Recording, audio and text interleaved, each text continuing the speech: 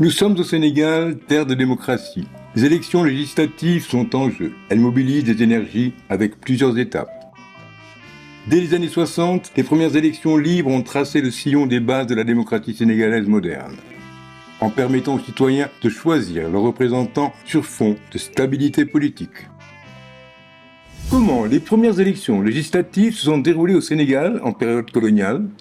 Les élections dans les colonies ont suivi l'évolution de la situation politique en France. Avec la révolution de 1789, la France a quitté le stade de royauté pour venir à un stade de république où tous les citoyens étaient égaux parce qu'on a aboli la royauté. Les citoyens français désignaient leurs responsables par le vote. Donc ici, dans la colonie du Sénégal, ce sont les citoyens français d'abord qui votaient, c'est-à-dire c'était les colons blancs ou métis qui votaient.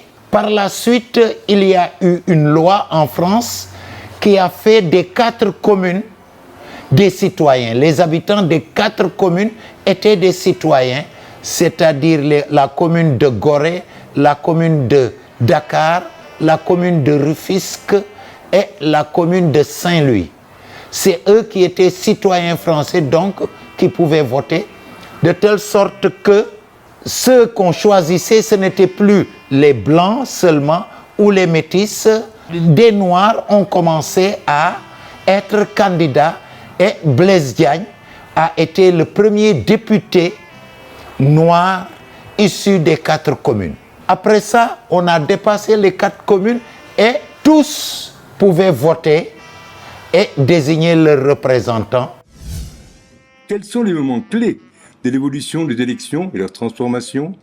C'est à partir du code électoral de 92. Les partis d'opposition ont lutté pendant très longtemps pour changer le code électoral. Avec les événements de 88, ça a été une secousse importante au niveau du régime. Il y a eu des émeutes et Abdou Diouf en a tiré les leçons et a appelé à une concertation entre les partis politiques pour mettre en place un code consensuel. C'est ainsi que Kéba Mbaye a dirigé les concertations et en 92, il y a eu un code électoral consensuel et ce code électoral est allé vers plus de transparence dans la marche électorale de notre pays.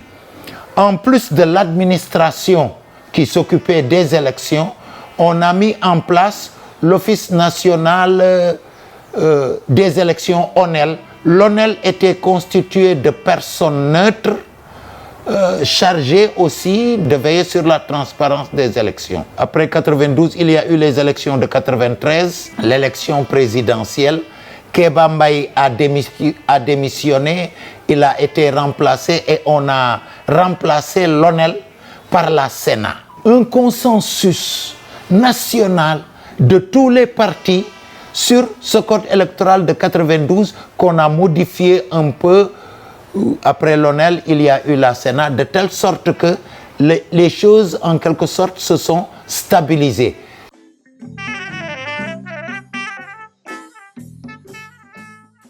Devenir député a un processus à plusieurs étapes. 1. Le dépôt de la candidature. 2. Une campagne électorale intense, persuasive et percutante. 3. Une supervision par la Sénat de tout le processus veille à la transparence et au bon déroulement des élections. Quelles sont les étapes pour devenir député au Sénégal? Devenir député au Sénégal, c'est très simple. Il faut être citoyen sénégalais, être électeur, et donc être éligible, être candidat, présenté par un parti politique, une coalition de partis ou une coalition de personnes indépendantes, aller aux élections et avoir un nombre de suffrages qui vous permettent d'être élu sur une liste nationale ou sur une liste départementale ou sur les plus forts restes. Et maintenant, le reste, c'est uniquement un problème de procédure. Il y a des procédures, bien sûr, pour se déposer. Il y a des conditionnalités. Il faut respecter certaines règles pour valider sa candidature. Comment la Commission électorale nationale autonome, la Sénat, garantit-elle la transparence des élections? Ce n'est pas la Sénat qui garantit la transparence, c'est la loi. C'est la loi qui donne les moyens de faire en sorte que les scrutins se passent normalement. La Sénat surveille tout le processus, depuis le parrainage jusqu'au comptage des votes au niveau du bureau de vote jusqu'au niveau de la Commission nationale de recensement des votes. On a désigné les CEDA, les commissions électorales départementales, et les différentes CEDA ont des représentants dans tous les bureaux de vote, suivent le processus électoral et garantissent la transparence des élections. Donc il y a une surveillance permanente à toutes les étapes du processus électoral au Sénégal.